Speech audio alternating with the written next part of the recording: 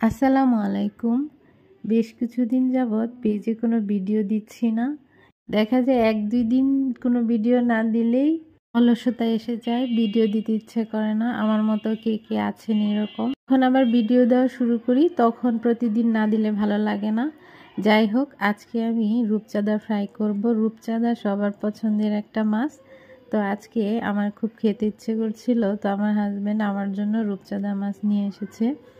তো আমি এটাকে এখন খুব সুন্দর করে মশলা মাখিয়ে ফ্রাই করব। আর যেহেতু এখন শীতের সিজন চলে আসতেছে, তাই সবারই শরীরটা একটু খারাপ। এর জন্য আমার গলা শুনেই বুঝতে পারবেন যে আমিও মোটামুটি একটু অসুস্থ। তো আমি তেলটা গরম করে মাছটা দিয়ে দিলাম। এই রূপচাঁদা মাছটা খুব তাড়াতাড়ি হয়ে যায় এবং এটা খেতে অসম্ভব মজার হয়। আমার মতো কে আছেন এই